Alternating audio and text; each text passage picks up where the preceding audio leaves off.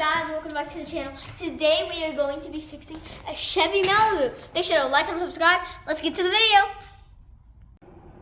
Hey everyone, working on this 05 Chevy Malibu as a 2.2 engine. I'm going to change out the thermostat.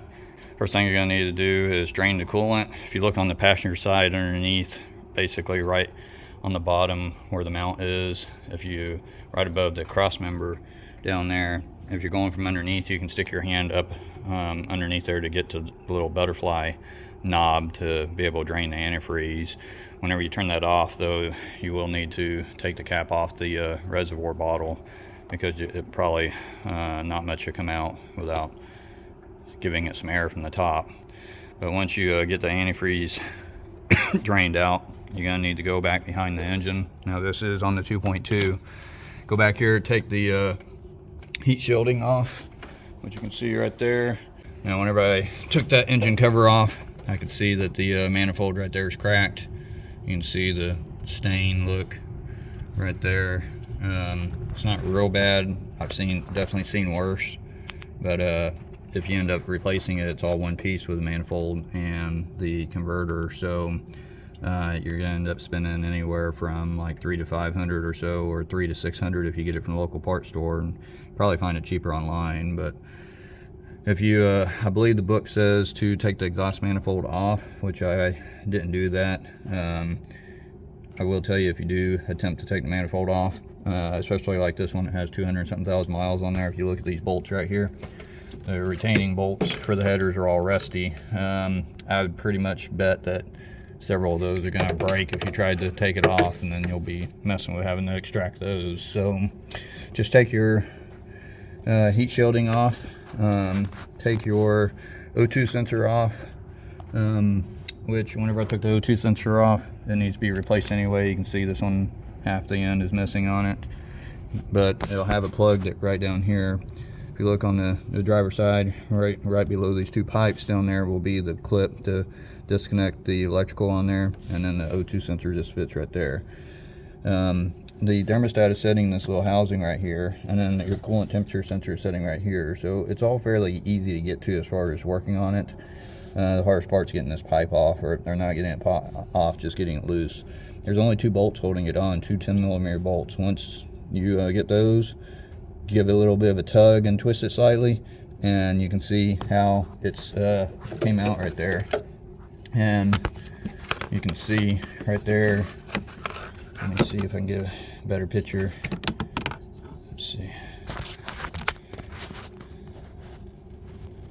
You can see the thermostat right there. It's got a little plastic insert in there that you gotta get out, so just fish it out with a screwdriver or something. But you can see it gives enough room whenever you take the O2 sensor off to be able to get to it. It was fairly easy to get the O2 sensor off. The side's got a sill on it. If your sill's good, then it should be able to go back in there. If not, then you'll end up probably taking the whole pipe off and replacing that sill. Now I'm gonna yank it on it here in a second, just see if I can get that whole thing out, just to check that sill. Alright, so let me yank on this a little bit just to see if I can, yep, able to get it out. So I was able to move that completely out, and you'll want to check that sill right there and make sure it's good. If it's not good, then get a new one and replace it. You can see that there's nothing really on this side. Let's see if I can get a screwdriver on here. I'll pop this out right here. It does have a seal around this area right here. Okay. So I had the screwdriver wedged in the little hole right there. I know it's kind of hard to see, but I'll do the best I can to show you how that came out. You can see that it has a wedge shape. The taller portion of the wedge was to the engine side, and I believe this one had a notch on it too. Yeah, it's got a notch on it right there. So the flat portion goes against the engine. Once you get that out, you should be able to get a hold of the thermostat and pull on it a little bit. And you can see right there how I got the thermostat out. Alright, So there's the thermostat. We'll go ahead and get the new one and set it back in there. Here's the new thermostat. There's the part number for it. The let's see, 4698, and then this is the coolant temperature sensor right there.